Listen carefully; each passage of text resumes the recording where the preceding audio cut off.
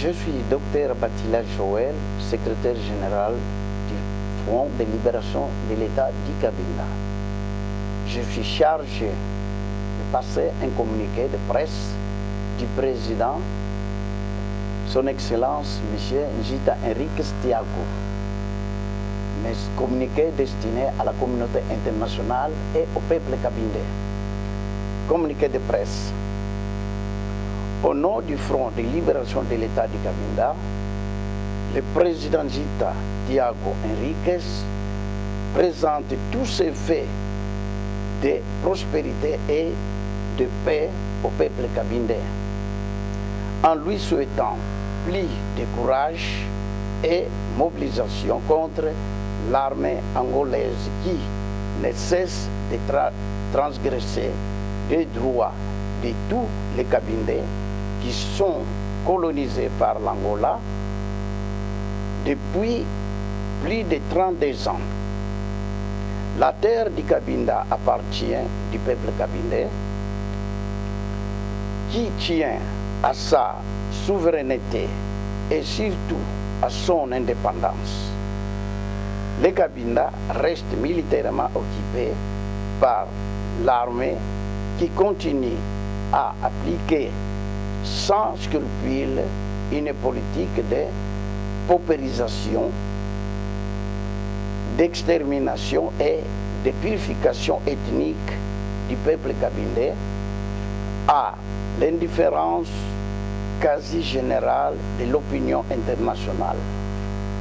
Malgré ces énormes richesses minières, notamment le pétrole qui rapporte plus de 4 milliards de dollars par an, pillé par les compagnies Chevron, Texaco, Total, Agip, avec la complicité de l'occupant angolais, les peuples cabindais continuent à vivre dans une misère atroce. Le peuple cabindais a sacrifié plusieurs milliers de ses enfants, les plus chers pour sa dignité, pour la souveraineté de son territoire, afin que tout Cabindais puisse vivre libre, avoir droit à l'éducation, construire leur pays et coopérer avec les pays voisins dans la paix.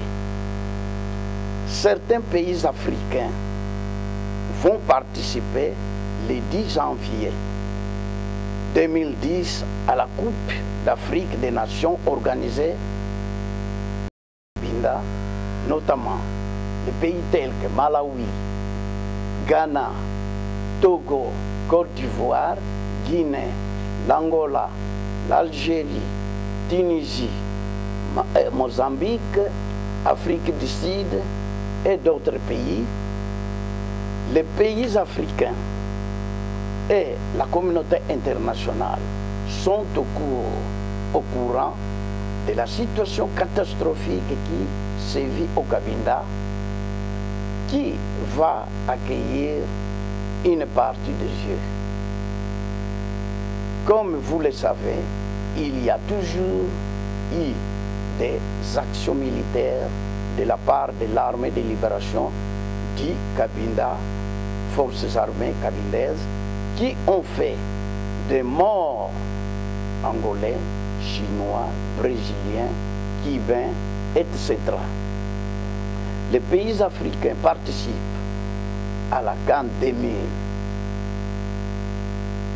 2010 doivent savoir que le Cabinda est en guerre depuis 1975 et la lutte ne s'arrêtera pas ni avant ni après la CAN. Le peuple a besoin d'être libre et indépendant, comme tous les pays qui ont eu droit à leur indépendance. Messieurs les responsables africains, le Front de libération de l'État du Cabinda vous avertit de la situation afin que vous ne soyez pas surpris par l'ambiance de guerre qui sévit au Cabinda et en Angola depuis l'invasion du Cabinda par l'Angola qui n'a aucune frontière avec le Cabinda. L'Angola déstabilise et menace toute la région de l'Afrique centrale à cause de la présence de ses troupes militaires au Cabinda afin d'exploiter son pétrole et ses richesses naturelles. L'indépendance du Cabinda est l'objectif du peuple et nul ne pourra l'empêcher afin qu'il soit libre. Le président Jita salue le courage du peuple cabindais et lui demande de continuer la lutte pour libérer Cabinda du colon angolais, fait au Cabinda le 6 janvier 2010. Jita Henriques Thiago, président du Front de libération de l'État du Cabinda.